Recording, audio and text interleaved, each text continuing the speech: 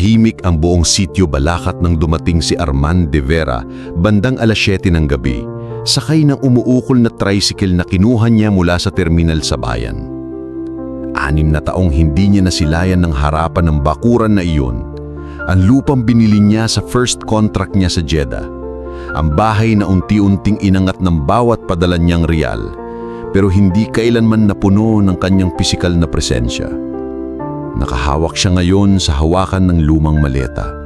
Tabingi na ang zipper, laspag na ang gulong, at mabigat sa isang kamay, pero mas mabigat ang baong kaba. Dahil wala siyang pasabi sa pamilya, wala ring dalang mamahaling pasalubong liban sa 2 kahong datiles at iilang tsokolate. Bago tayo magpatuloy sa ating kwento, ikomento sa ibaba kung saan lugar kayo nanonood para malaman ko kung saan umabot ang video ko.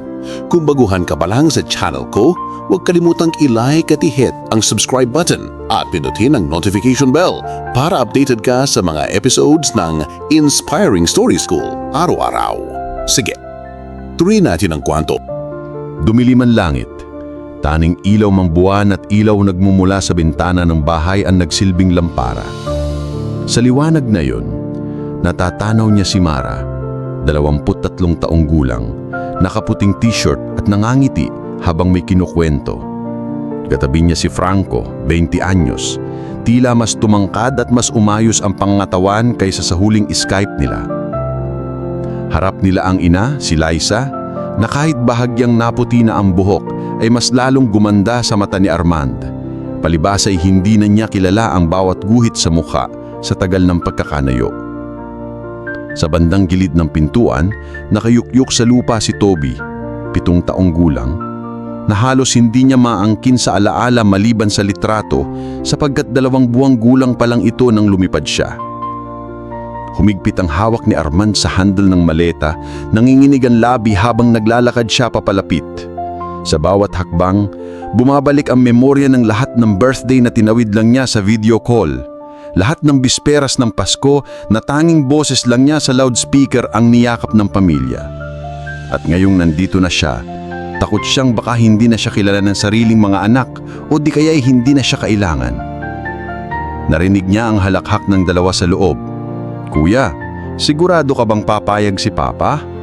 Tanong ni Mara, balot ng pag-aalinlangan ngunit may halong pananabik. "Ate, dapat lang. Tagal na niyang inaalok na ipaayos pa tong bahay. Pero sabi ko sa kanya sa chat, tama na. Sulitin naman nating magkakasama." Nagtawanan sila, sumabat si Liza. Paano kung mag-message uli bukas at magpadala na naman ng pera? Sabihin natin na mas kailangan namin si Papa kaysa sa perang padala, tugon ni Franco. Halos hinilikan ng ilaw ang kislap sa mata. Napaatras si Armand, parang tinamaan ng malakas na hangin. Hindi niya iniisip na magiging boses ng mga anak ang mismong sigaw ng puso niya. Pagod na rin siyang maging bank account na naglalakad. Pagod na ring pawiin ng pera ang pag-uumapaw na lungkot. Huminga siya ng malalim at bago niya mapigilan ang sariling damdamin, suminghot si Toby. Napalingon sa dilim at tumayo agad. "Mama, may tao!" bulong ng bata. Bago pa makalapit si Liza, umusad si Armand sa siwang ng ilaw mula sa pintuan. Nakita siyang buo ni Toby, nanlaki ang mga mata, ngulit imbes na tumakbo sa ina, dahan-dahan lumapit sa estrangherong waring pamilyar sa larawang nakapaskil sa dingding. Papa? Mahina ngunit malutong. Kumidlat ang luha sa mata ni Armand, hindi niya malaya nakaluhod siya, yakap ang bunso. Humabol ang mga anak at si Liza, bumungad sa pintuan, sandaling pinigilan ang hininga sa pagkakagulat. "Pa, bakit hindi ka nagsabi?" Sabayang tinig ni Mara at Franco, halong saya at agampagam. Hindi nakasagot agad si Armand, nanginginig ang labi habang naglalakad siya papalapit. Sa bawat hakbang, bumabalik ang memorya ng lahat ng birthday na tinawid lang niya sa video call. Lahat ng bisperas ng Pasko na tanging boses lang niya sa loudspeaker ang niyakap ng pamilya. At ngayong nandito na siya, takot siyang baka hindi na siya kilala ng sariling mga anak o di kaya'y hindi na siya kailangan. Narinig niya ang halakhak ng dalawa sa loob. "Kuya, sigurado ka bang papayag si Papa?" tanong ni Mara. Ate, dapat lang. Tagal na niyang inaalok na ipaayos pa tong bahay.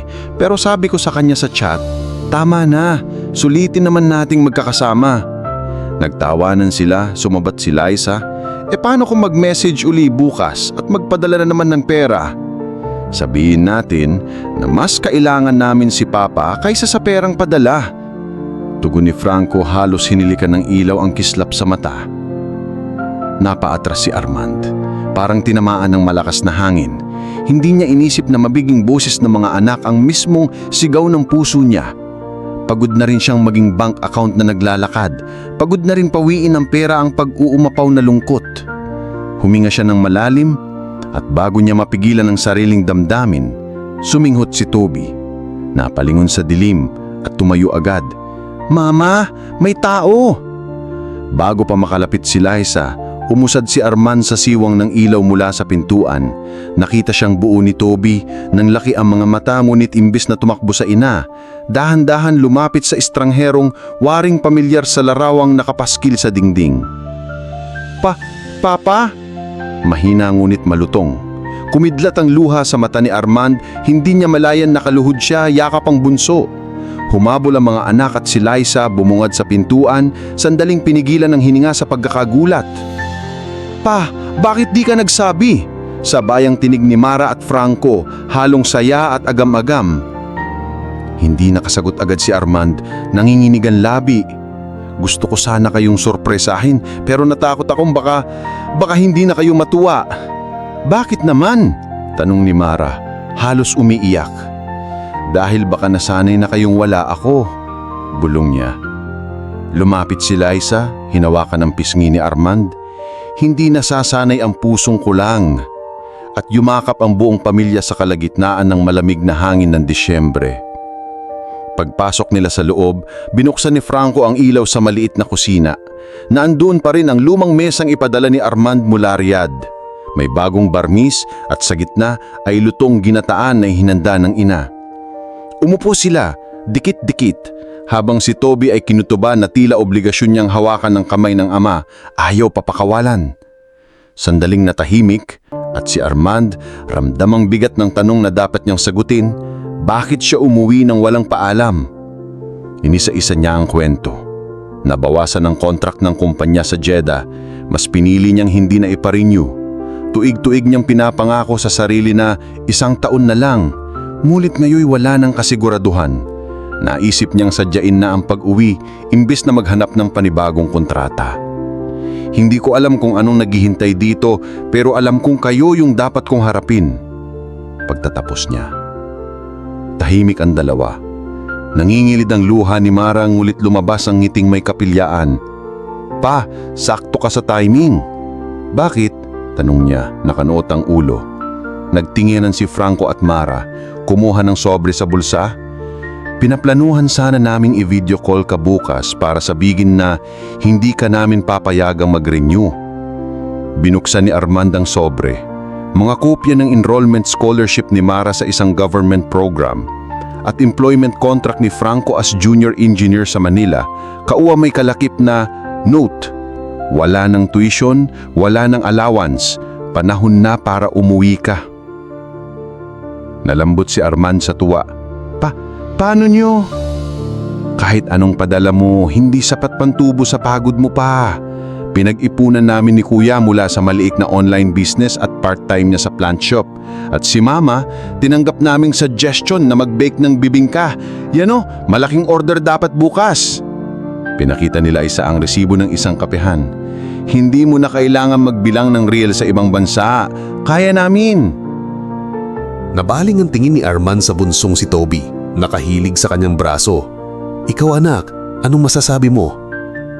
Nagkapaputol-putol na Tagalog si Toby nang madalas lang kasi siya sa lola at sa kapatid. Papa, huwag ka na alis. Gusto ko mag-aral ng pagbibilang kasama ka.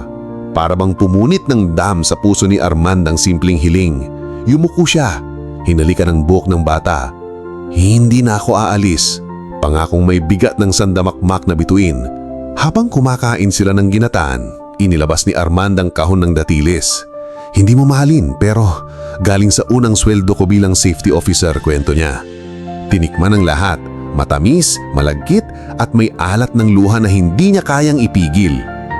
Sa gitna ng tawanan, sabay humigop ng sabaw si Liza at kinalabit ang asawa.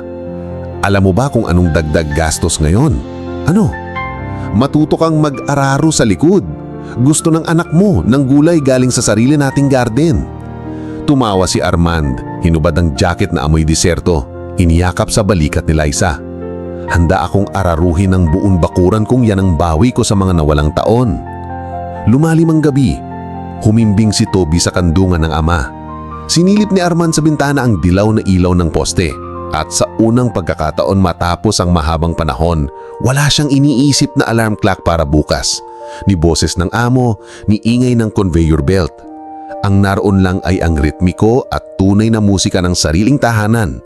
Titik ng kawayan sa bubong, kaluskos ng mga yamot, at buntong hiningang nagsasabing, "Narito ka na, Armand." Hindi bilang bayani ng dolyar, kundi bilang simpleng ama na sapat na ang pangalan sa isang maliit na papel sa eskwelahan ng anak, sapat na ang tapik ng balikat sa problema ni Franco, at sapat na ang bisik na kanlungan ng pagod ni Liza. Tumayo siya, ibinaba ang maleta sa tabi ng pintuan at sa harap ng kanyang pamilya, tahimik na isinarang tuluyan ng pinto sa pagitan niya at ng malayong lungsod ng Alabok. Sa muling pagbukas ng umaga, hindi na ito pintong lalabasan niya para bumalik sa disyerto, kundi pintoong papasukan niya araw-araw upang matutong magbuhay na hindi sinusukat sa perang kinita, kundi sa presensya niyang matagal nang inipon at ngayon lang ipinahahawak. Sa dulo, ang pinakamahalagang pasalubong ay hindi tsokolate ni Datiles, kundi ang katotohanang tinanggap pa rin siya ng kanyang mga anak at sa isang simpleng hapag sa baryong Balatkangkat, natagpuan ni Armand ang pinakamahal na currency sa mundo. Oras na iniamdog sa mga minamahal bago pa man maubos ang pagkakataon. At dito nagtatapos ang ating kwento. Nagustuhan mo ba ang ating kwento? May aral ka bang napulot? I-comment sa ibaba kung na-enjoy mo ang kwento natin ngayon, i-hit ang like button at huwag kalimutang mag-subscribe. Ang suporta nyo ay ang inspirasyon ko. Kita-kits bukas ng umaga, kaya stay tuned.